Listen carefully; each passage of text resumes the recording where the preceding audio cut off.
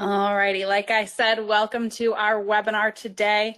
We're going to be covering sort of a variety of topics, including the benefits of standardizing a ConTech stack, talking about how Touchplan fits into EllisDon's ConTech stack, the benefits of standardizing production planning, selection criteria, and benchmarks for evaluating prospective solutions. So a variety of topics we're going to be getting into today.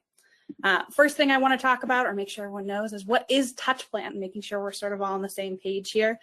Touchplan is a cloud-based real-time platform for general contractors, owners, specialty contractors, focused on collaboration.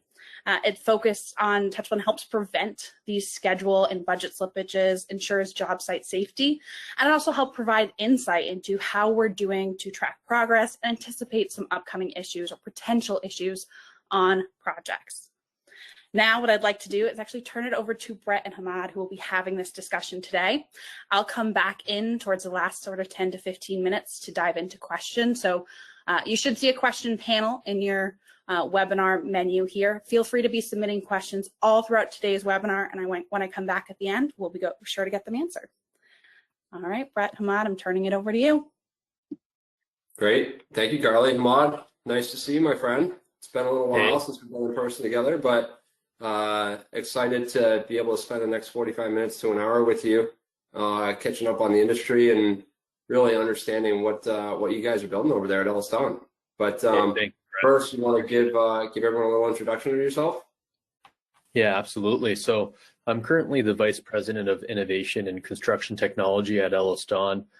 So my focus is working with my team, which includes the VDC and BIM team, as well as kind of a services group around that.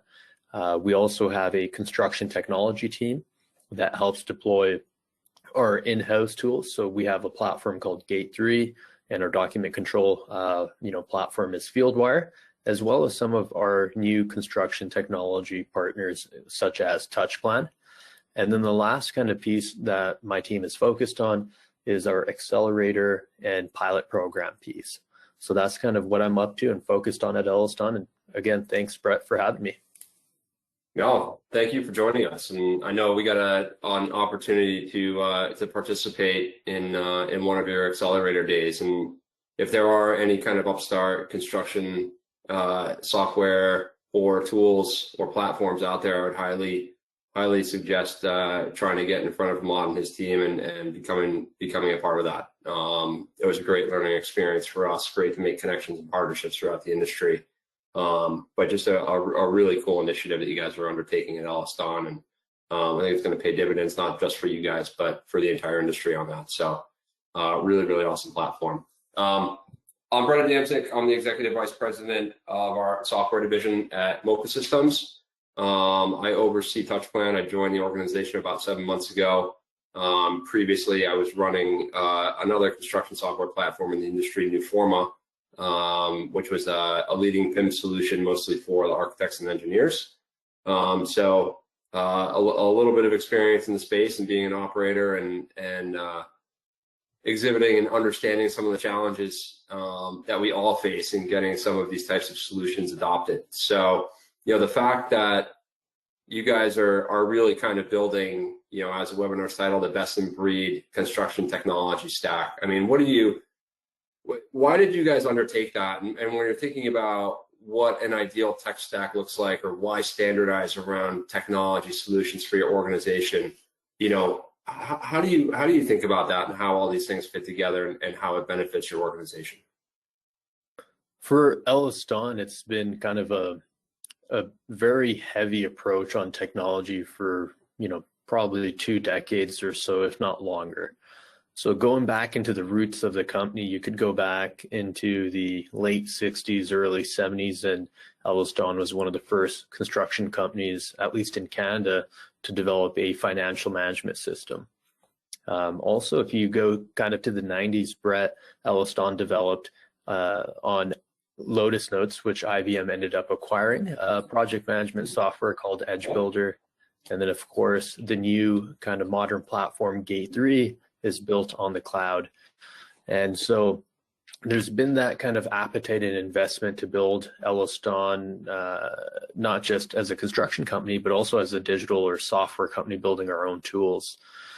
part of that is not every tool can be built in-house, and you need to partner with technology that's obviously something that's going to help manage risk for people within our organization, but then also, hopefully is going to be the best in breed in terms of what's on the market. And so our approach a few years back was to kind of build an evolution of what we already had as a software selection program, which went and reviewed up to 250 different pieces of software for different folks at EllisDon's that they're allowed to use or under certain conditions, and started to say, okay, there's these other areas now that we got to start to focus on. If you really look at construction technology as kind of like an ecosystem now, as opposed to a bunch of point solutions, it became clear there's certain things from logistics, delivery, scheduling, procurement, so on and so forth, that could become standardized and be very complementary to our in-house development, and more than just a vendor relationship, right? It's really about that partnership and building that ecosystem with these core tools. Yeah, absolutely. I mean, and that's, I think one of the challenges, right, with construction software in general, and this is something that I think you and I were talking about when we were in person in Toronto, is, when the C-suite or the executive level of an organization decides to go down this route, right, and really build a technology stack and standardize around a technology stack, getting adoption from the field level people, it can prove to be somewhat challenging, right? They grow up with certain processes or certain things that work for them, and having success with those things, right? And sometimes they don't necessarily want to switch tools and things like that. So, with that said, like, do you have any advice in terms of what's been successful for you guys, two leaders of construction companies and general contractors across the industry, in terms of getting that kind of level of adoption and company-wide buy-in to standardizing and picking a set of tools that everyone needs to use? Yeah, I think part of it is everybody maybe at a base level has an idea of why you should do that. Why should you standardize, right? What are we all in the industry trying to achieve? So a consistent process from job site to job site. So you could potentially even have people moving around jobs or projects and not feeling like they need to relearn everything. Obviously, that goes back to your labor pool and talent pool. That means hopefully if you're doing that properly, you have reduced learning curves for people, and that adoption in the long term for technology is going to be easier and more part of the culture. And now with the importance of data, especially, Brett, like me and you saw in Toronto, like AI is not a small topic anymore. Every company's trying to brand themselves as AI. Well, really the core of that is data. So if you do have some of these standardized tools, processes, you can get standardized data, which can help with all those kind of things as well. And so when you're on site, none of those things may matter, right? So it's kind of like me coming up to somebody who may be in the playoffs, choose your sport. Let's go with hockey here, representing Canada, and saying, okay, well now, you've made it to the playoffs, you're game 7, that's kind of the mindset, but I'm going to take away your skates, I'm going to take away your stick, I'm going to change your gloves and everything and give you something you've never played with before. A lot of people would not be very open to that because they're like, hey, look, I know how to play with my equipment, what I'm doing. Same kind of mindset if you think about construction technology. You've got to look at it as you've got people out there who want to play their best, and you've got to be able to help them bring that equipment in and get them comfortable. So when they're out on the ice, they're able to leverage those tools and not feel like it's going to really be a hindrance. So that's another piece is, there's not a one size fits all. You really got to tailor it to your culture, to your people, and look at it long term because it's not going to happen overnight.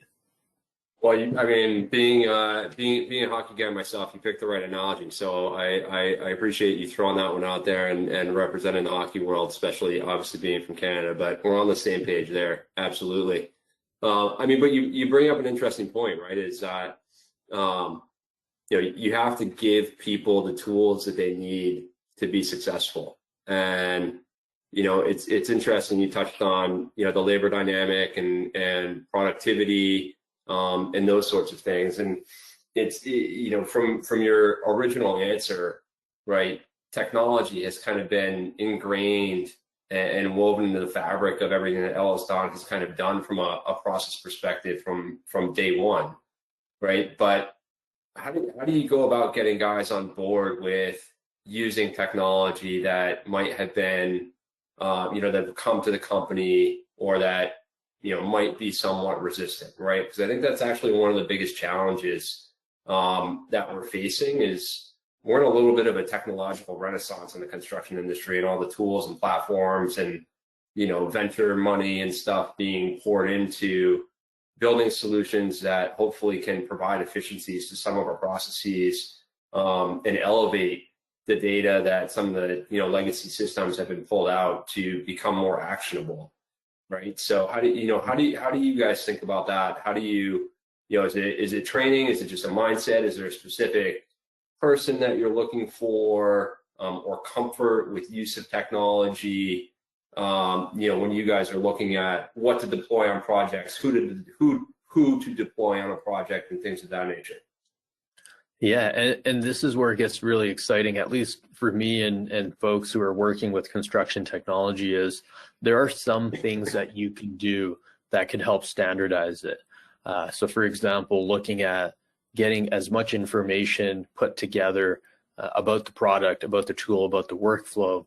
So when you're talking to that superintendent or construction manager and whatnot, the end user, you're able to at least talk to them in a way that they will understand. So if it's Touchplan or whatnot, we know, for example, the current baseline method on site, if we're lucky, we're using a whiteboard. Potentially we're doing kind of some sort of pull planning and doing stickies.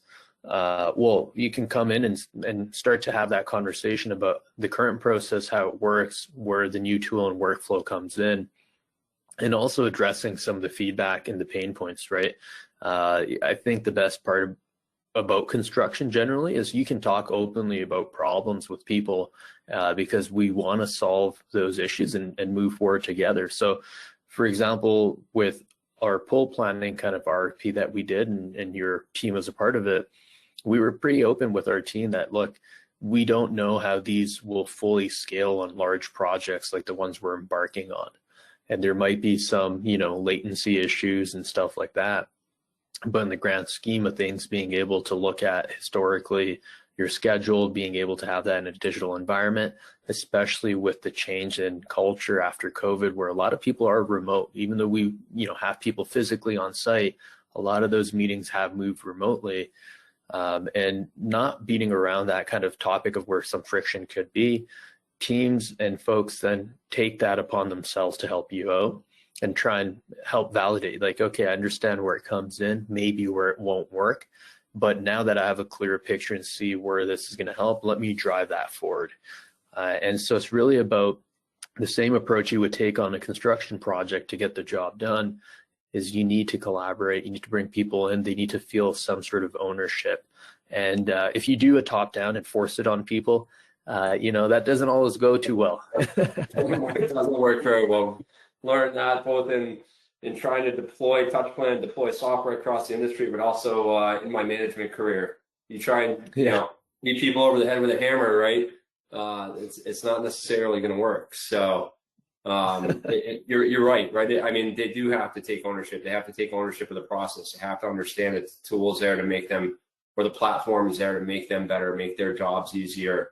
And, you know, hopefully over time they get to realize the benefits of that, and, you know, continue to utilize that as they move forwards, which, you know, is something that I'm really excited about working with you guys. Is that, you know, not to plug Touchplan too much, but I think we just entered a true enterprise agreement with you guys to allow the use of Touchplan on a multitude of types of projects, right? And where we've historically found success is in that large, complex, scaled, you know, collaborative, couple hundred constituents, right, needing to figure out what needs to get done on a daily basis. And that's really where Touchplan, I think, elevates the job site and the planning and scheduling process. But you know, you touched on it in your last answer.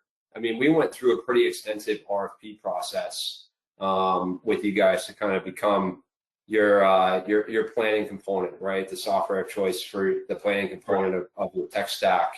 I mean, can you give us any insights into what you guys look for in going through that selection process or criteria, that might be specific to EllisDon, or just something that you think is good practice for the industry in general when going through a process like that?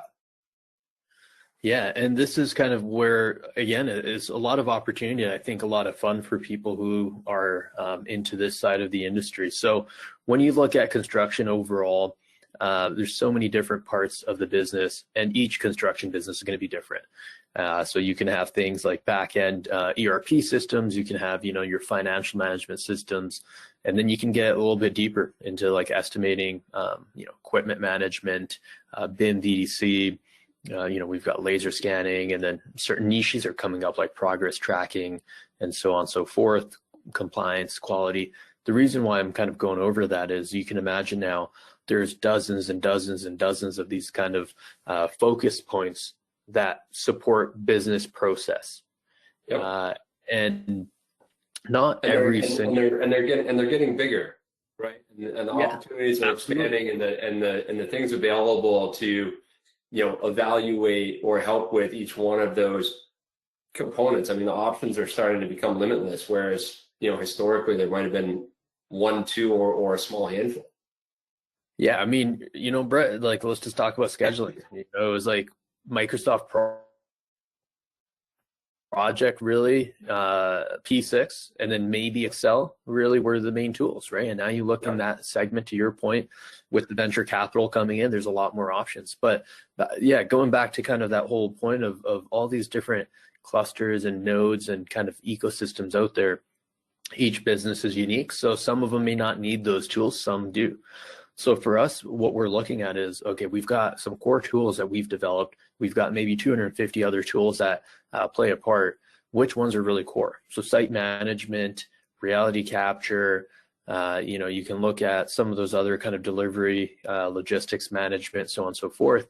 These are really key workflows and processes that no matter the type of project or geography, generally teams are using something to manage that process. And also on our side, we have maybe, before we did the RFP, Brett, like 3 to 4 different solutions that were being used. So we know that there was a product market fit. There was a maturity within the business to use these tools. We wanted to get to the next level where we were able to standardize one partner. So we put together that RFP to say, look, we're using this on a handful or dozens of projects across Canada. We want to have one. We brought in our lead for scheduling and planning across EllisDon, Ali Vasali. We brought in a bunch of other folks as well, from superintendents to PMs to schedulers. And we put together this RFP that said, hey, look, if you're one of the kind of vendors, we're inviting you to give us a response to this on a partnership and enterprise potential or road to enterprise with a Touchplan type of solution, poll planning and whatnot. And it's quite comprehensive. There's pieces that were kind of digital, data, security, legal. There's a user interface, roadmap, integrations. There's stuff about actual references and projects and so on and so forth. And as we went through that process with everyone, that's how we were able to finalize our partnership with Touchplan. And the good thing about that too is now people who may have had a favorite team, so to say, with a different tool or vendor, whatnot, being a part of that process and going through it, they felt like, hey, now we know why we selected this tool and it's not being forced upon us. And then it helps us as well because these folks are actually building. They're the ones out there in the different project regions who are helping getting the word out as well, right? So that's kind of maybe a little bit of a bigger story on how that kind of went in the RFP around there. And Brett, you also went through that in your team. Is that something you're seeing as a common approach in the industry, or are we, approaching it a little bit differently? No, I would say, and it's an interesting point in terms of the success criteria that you kind of outline, right? Because I think the extensiveness through which you guys designed and went through the process and the people that you brought into the process to ensure that to our earlier point, that they kind of took ownership of the decision and they understood what else was out there, and things were kind of evaluated against each other. And you guys collaborated, and understood the strengths, and let's call them weaknesses of each of the respective platforms to come to a kind of unified decision, right? And the fact that people, especially in the field, or your field level people, the people that have to kind of push it down to the projects or use it on the projects, were significantly involved in that process.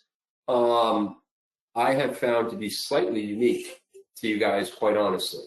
But I think it's absolutely critical to the success of implementing and adopting software solutions for different parts of their respective processes, within the project. We've been through a number of RFPs, and I think there are still a lot of companies out there that will just let their PMs or their supers kind of choose whatever piece of software they've historically used or are comfortable using. But one of, I think, the next topics that we want to touch on is data collection. And if you've got all these disparate software solutions out there performing similar functions, right, you're going to end up with data loss on a lot of your projects, right? Because I think the one thing is we're not good at capturing that data from disparate systems, cleansing it, being able to use it and make it actionable. So, a lot of these things are either field level decisions that are specific to a project that are being made by a super or PM. But where we have found success, I would say, in the RFP process, or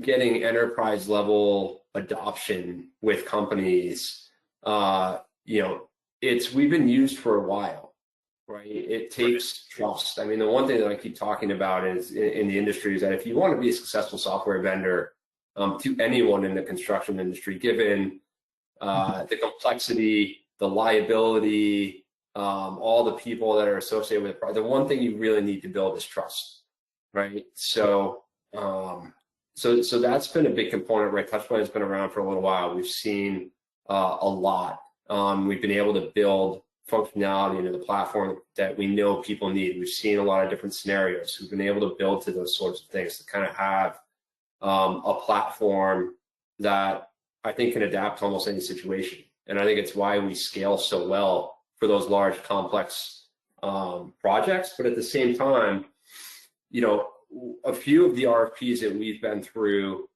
have been made by a small group of executives sitting at headquarters and evaluating things on a cost basis, or this looks cool, this is a shiny new object, and you run into that without truly understanding the power of the platform in the field and that field level perspective, right? Because those are the guys that have to use it. So I think not that it was entirely unique, but I think the way that you guys went about that process is one of the most successful that we've seen in terms of total buy-in. That's awesome. Yeah. And I mean, to your point, it's not that easy, right? So if anybody's out there thinking, hey, how could we implement a similar approach? You've got to look at, I think, a few kind of key things that myself and Brett just went over. So compatibility when it comes to your existing systems and what you're using in-house, the ease of use and trying to get your people up and running on it, scalability and flexibility, that is obviously a big piece as well as you kind of roll it out. Cost benefit analysis shouldn't drive everything, obviously, but it should be a consideration that helps make sure that we're getting tools in that do provide some residual value. But I do want to point out, there's ROI, but there's also time to value, right? And Touchplan was very quick time to value on projects where we deploy it. And then the key thing that comes into it is the vendor relationship and support, being able to reach out to the Touchplan team, Chris and Sarah on our end. They reply within minutes, typically. That is another key thing. And then as we're becoming more and more digital in this world, there's also more bad actors. So, that focus on security compliance is another key thing for us and our partners. So I think anybody that's looking at doing this, they can kind of consider those points and start to build out their own version of that as well. But yeah, Brett, it is something we put a lot of energy in and we pulled in a lot of folks to. So I'm glad to hear that feedback. And now, to your point, the usage of Touchplan has really picked up across our business, and that new enterprise kind of deal we're going with is to facilitate continued use now that people are able to adopt it. Yeah, we're really excited about that. So thank you, obviously, for having us be a part of that process and ultimately choosing us. But I think the success, but it speaks to the training, our customer success. And I know it's something that we can touch on a little bit later even. But getting out there. I mean, we believe that software is really only as good as you help people use it, right? And you talked about the usability and the ease of use.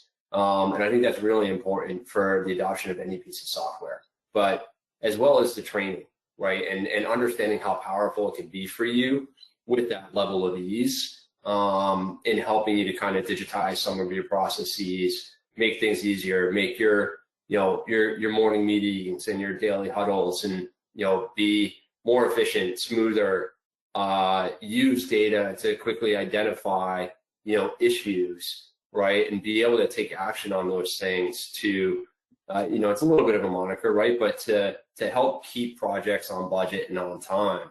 But it's that level of awareness, that level of transparency that some of this data and digitizing, some of these processes are bringing to us. So, how do you guys think about using data from Touchplan and other platforms or pieces of software within your stack to help your guys in the field, both in the field but also at the C-suite level, make decisions on a daily basis?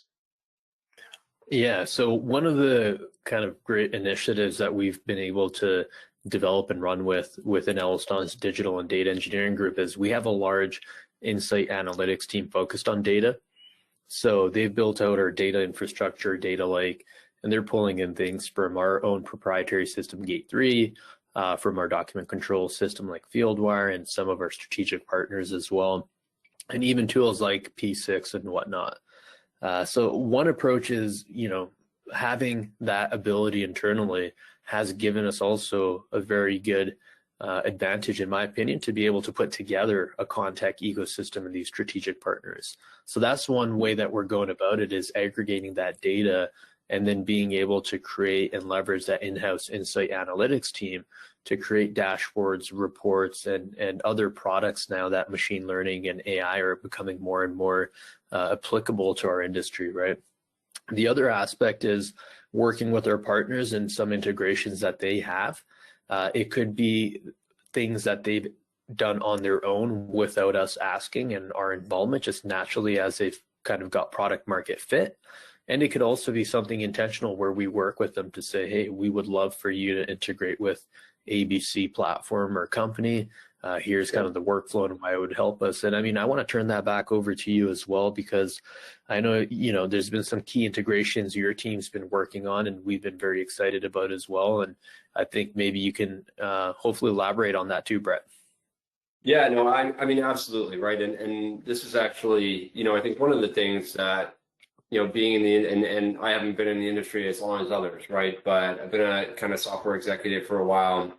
I think understanding the power of partnerships and data, having built some of this stuff in the media world, and the amount of data and targeting and decision making that happens from an advertising perspective and all those sorts of things. But I honestly think that the way that the construction industry is moving, that collaboration, partnerships, having an open ecosystem where vendors can kind of freely choose to integrate and work with each other, whether that be, the project management systems or the construction management platforms, the scheduling platforms, the whatever, virtual reality capture platforms, like all of that data is absolutely critical to the processes. So the easier that we can make for that data to flow and aggregate, the better. And that's something that, since I started at Touchplan, we've been very actively working on in kind of seeking out those partnerships that are kind of adjacent to the planning and scheduling aspect of the process, to see what information, what partners are out there can make this a better experience, a more holistic experience, and bring more data to the table in aggregated format for our partners. So I mean, we recently, I mean, look, and this is by no fault of ours, but I would say we were a laggard, and I'll openly admit that in terms of our integration with P6. But we took a long time to do that for a reason, right? It was because we knew that P6 has kind of 3 different versions, and we know how important the master schedule is, and how important the human touch is into that. So we took a long time to make sure that we built the right level of integration between Touchplan and the master schedule and P6, and we just released Microsoft Project and a couple other integrations, right? But I think you can automate, and with the talk of AI being involved in everything, right, and kind of taking humans out of the equation, we actually went a little bit in the opposite direction, right? Because the construction industry is unique. Right? It's like someone has to be responsible for almost every decision that's made on a job site, related to what's being built. And quite honestly, that's the power of the workforce that we have, of your supers, of your project managers, right? They've been around, they've seen so many of these things. So you don't just want to necessarily make a change for the sake of making a change, but what we've really worked to do is integrate with these partners, and we're working with even more. We talked about the virtual reality capture, drone footage, and what that can mean from a work getting done or issues that get surfaced on a daily basis, and working with the struct hubs, the doxels, the build dots, and quick bases and others, right, in terms of how can Touchplan, because if you ask me personally, right, I think that the planning aspect and what happens around Touchplan on a daily basis is some of the most important work that gets done, because that's how work gets scheduled, it gets planned, it gets understood, you realize your constraints, what you can and can't do, who's showing up, who's not showing up, right, who's accountable for their work. I think it's a really powerful platform in terms of data aggregation and work that's actually gotten done. So I think the more that we can integrate with those sort of data partners to bring that level of information in and surface it to the people, whether it be on the job site making decisions on a daily basis, or to the executive level, and have them be able to have the power to take action on that data is really, really important. So it's a huge focus of ours, a big effort. We're excited about it. We're excited about what it's going to be able to provide our customers in terms of even more robust dashboarding, but also just connecting pieces of the planning and scheduling process and making those things easier, going back and forth.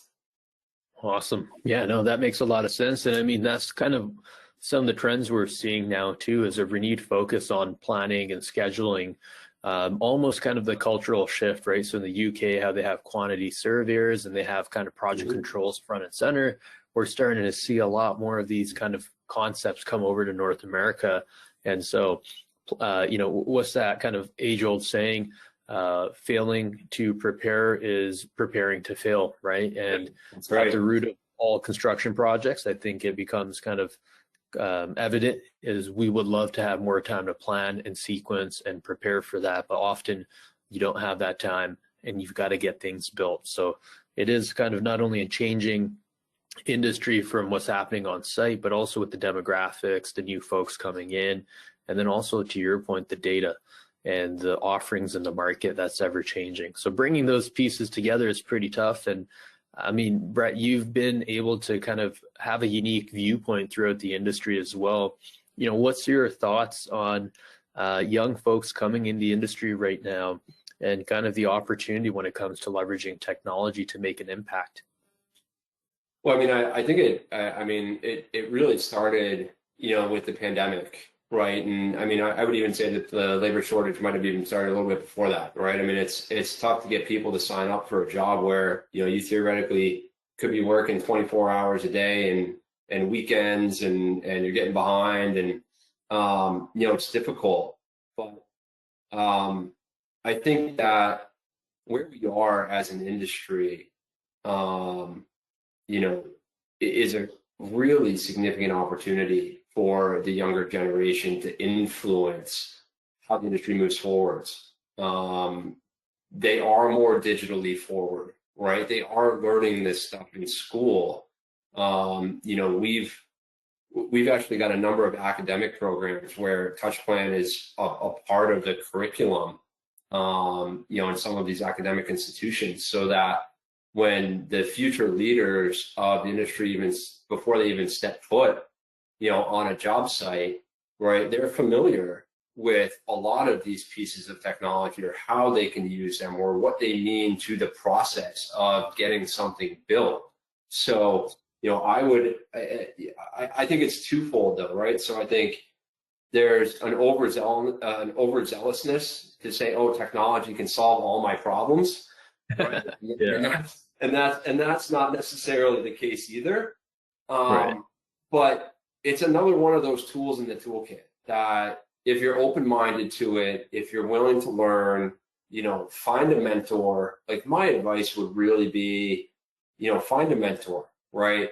There's a little bit of the reason we have a labor shortage, right, is because there are so many extraordinary seasoned professionals out there that have been extremely successful for the last 20, 30, 40 years doing things.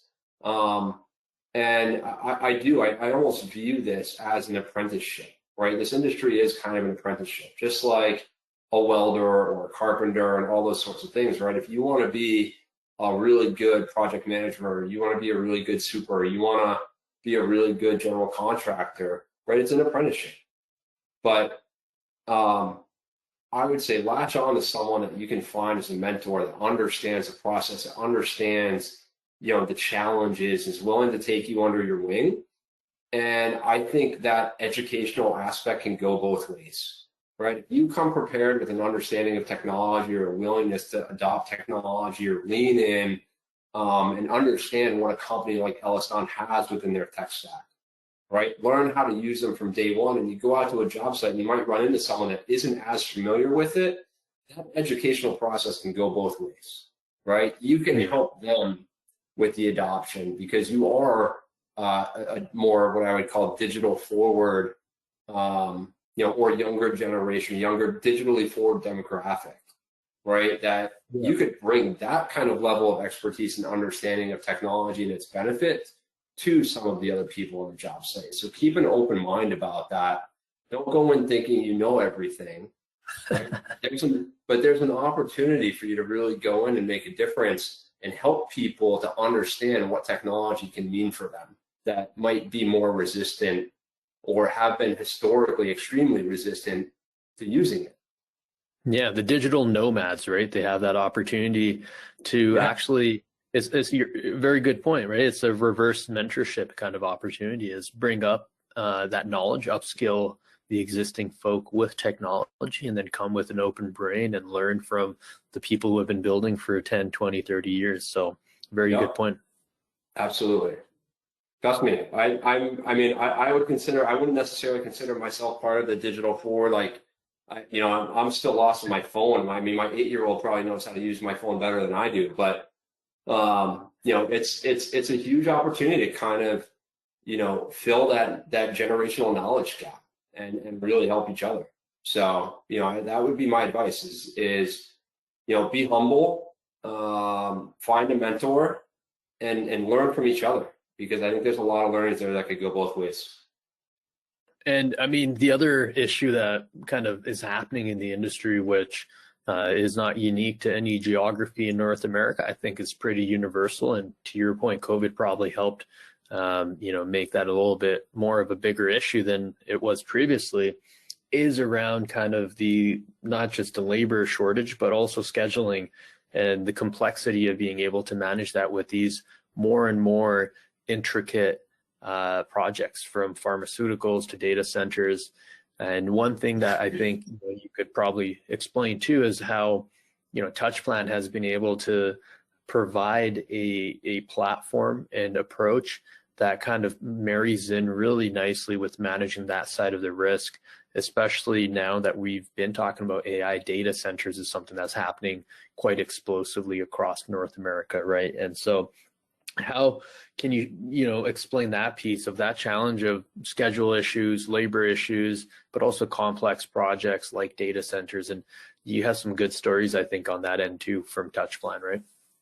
Yeah, I mean, and I appreciate you providing us with that kind of forum, right? And I think I touched on it, is Touchplan actually has been around for a while, right? We've been in the industry for 10 years, so we've quite honestly had the opportunity to analyze data from 3,000 plus projects, 100,000 users, multiple hundreds of billions of construction volume.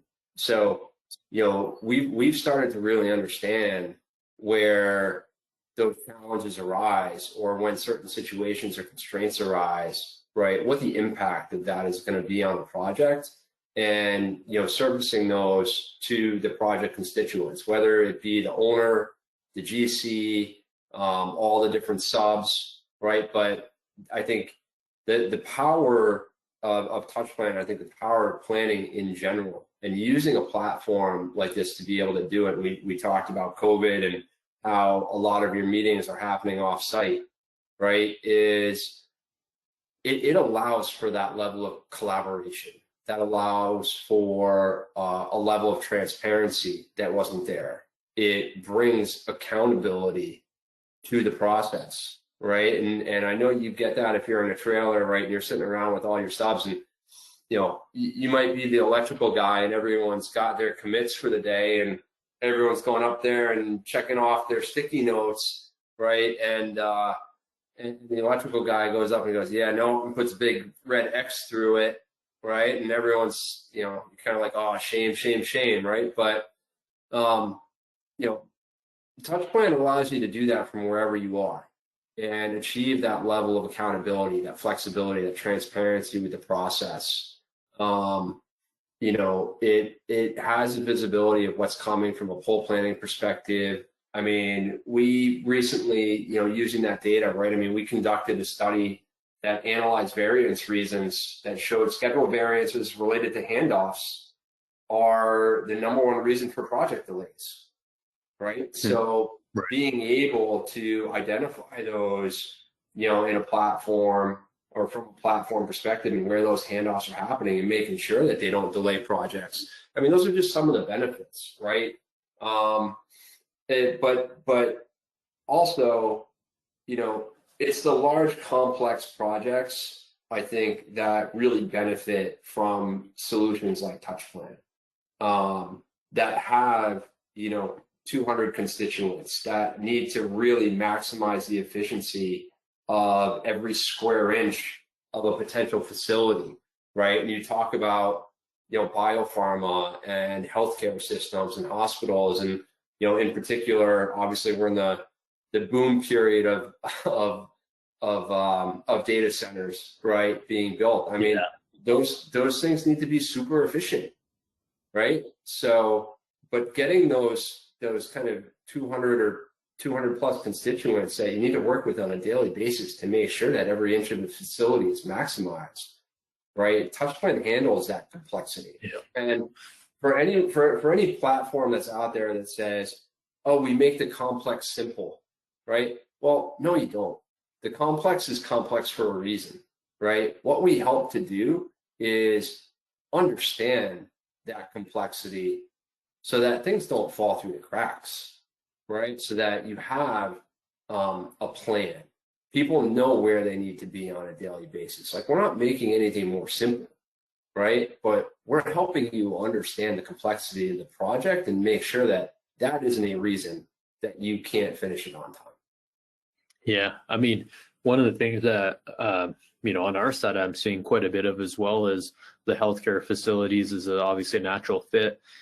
We've got a lot of those data centers manufacturing, industrial type projects, but it also scales down to the projects that may not be maybe as complex, but are very fast paced as well. So that ability to scale up and down and increasingly be able to be applicable to those complex jobs, to your point.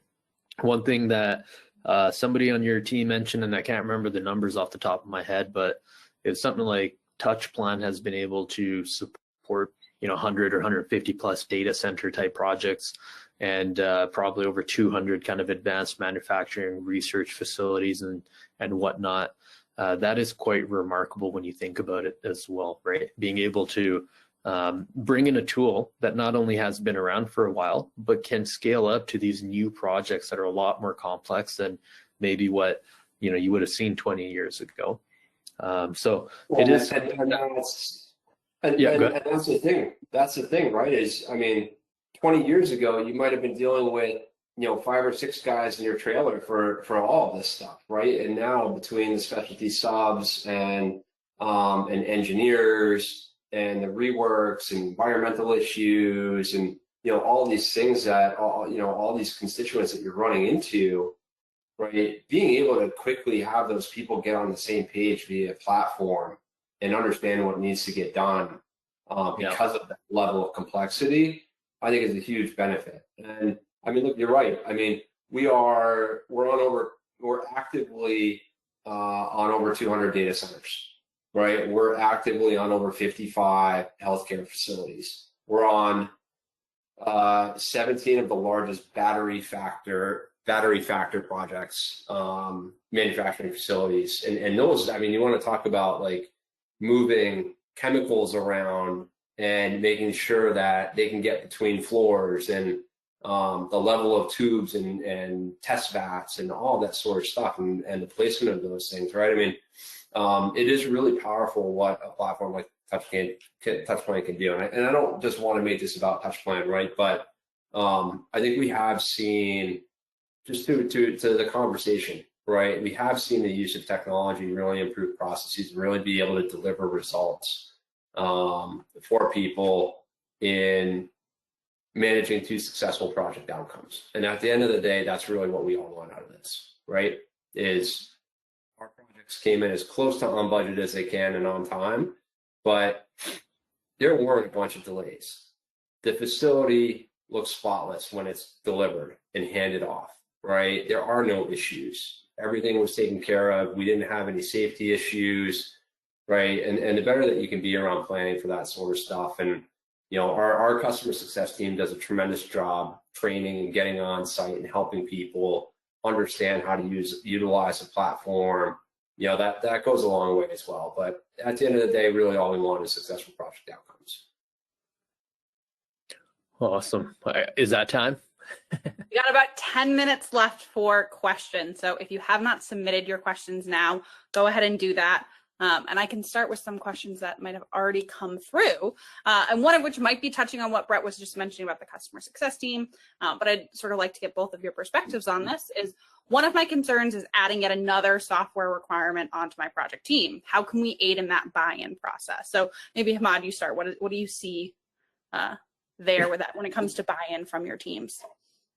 Yeah, absolutely. So depending on the type of project, the platform, and what it is definitely going to be a pain point. So on average, if you're a superintendent, you could be using 7, 10 different pieces of software now.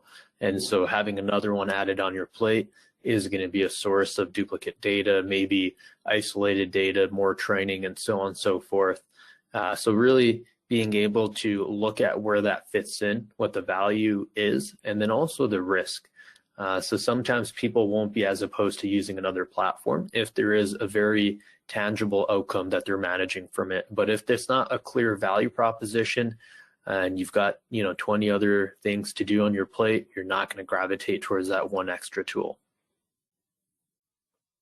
Yeah, I mean, I think for me, and I think it's a very valid concern, right? And it's one of the things that we've heard in the industry from supers and PMs is that the inundation of software in their jobs is almost forcing them to lose time as opposed to gain time, right? And we all think that technology and software and data is supposed to bring efficiencies to our processes and make us do our jobs better and faster and quicker and easier. But there is a point where sometimes too much can be too much. What I would say, though, to answer that question, especially as it relates to something like Touchplan, right, is that if it replaces an existing process, right, which is what kind of Touchplan does. There's pieces of software out there where you go, oh, am I using this just to use this, or is it truly something that's integral to my day-to-day or what I'm doing, right? And when I think of Touchplan and I think of what it does, like if you're having your daily huddles and you're planning on your sticky board or on the wall of your trail and moving sticky notes around and trying to keep track of them, and you can't read people's writing, and you're doing this and that, and they're falling all over the place, right? As opposed to, hey, you know what? I can do all the same stuff that I was doing over the course of a day. I'm just doing it on my phone or on a tablet, and it's projecting, and I have everything organized neatly, and there's data associated with it, right? I think those are the sorts of questions you have to ask people is it just another tool for the sake of using a tool or get data, and it's not really integral to helping me with the process of building my project or building my building or whatever it is I'm building, versus, hey, this is actually a piece of software that is replacing or helping me make an existing process more efficient of something that I'm already doing. And that's, you know, and I think that's an interesting distinction. Excellent point. All righty, let's see. Next question. When it comes to Touchplan, how do you incorporate customer feedback into product development in general, and what is that process like on our side, Greg? I mean, look, it's absolutely vital, right? I mean, the customers are the ones that have to use the software at the end of the day, and we, you know, I think one of the themes that we've talked about, you've heard both from Hamid and myself, is ease of use, right, and making things easier. And Hamid even touched on this, right? Is you know, yes, Touchplan scales up and is used on a lot of complex projects, right? But it can also scale down or scale across, right? So one of the recent pieces of customer feedback we've gotten is templating, right? Where I found a flow that has really worked well for certain phases of my project. I want to carry those over to another project, regardless of size or complexity, right? So can I just easily template and copy that flow in my Touchplan application, move it to another project? Well, that's a piece of customer feedback that we're implementing, right? So I would say we have an open forum for customers to provide feedback. We hold customer advisory board meetings every quarter. We hold breakout sessions 2 times a quarter. Like, if you're not listening to your customers and their needs and being responsive to those, which we are, you know, I think that's a big miss, right? People think that they want to build something or they can build the next shiny toy that people want to use without understanding how people are going to use it, why they need it, or what's important to them. And we think that's a really important part of our development process. Absolutely. All right, this next one I think is probably best for you, Hamid, but I'm sure, Brett, you also have insight. When it comes to our trade partners, how can we best foster the involvement in collaborative planning? How do your teams sort of take on that challenge sometimes? Yeah, and that really is a key, because regardless of if we're talking about Touchplan or anything else, without our trade partners, we're not going to get the job done.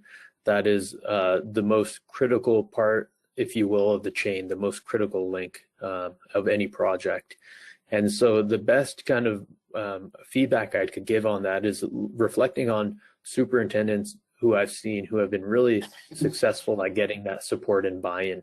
And it comes from as early in the project as you can. Start looking at your trades as partner and bring them into the plan, explain kind of what you're looking at, and also being able to give them a voice and working with them equally. You know, some of the best meetings that I've been on when I was on site as well was our sub trades and trade partners giving feedback on maybe how we should approach certain problems. And honestly, by having that environment, if you have Touchplan, on that project, you're going to get the right buy-in, support, and outcome. But really, it comes down to that relationship, and you've got to treat them as a partner.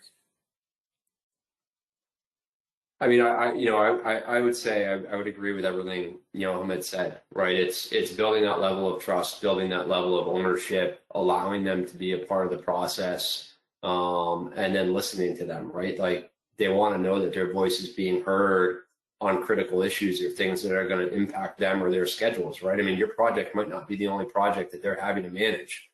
Right? So the more visibility and transparency that they have and their ability to plan and schedule and understand where crews need to be and what needs to get done allows them to manage their business better.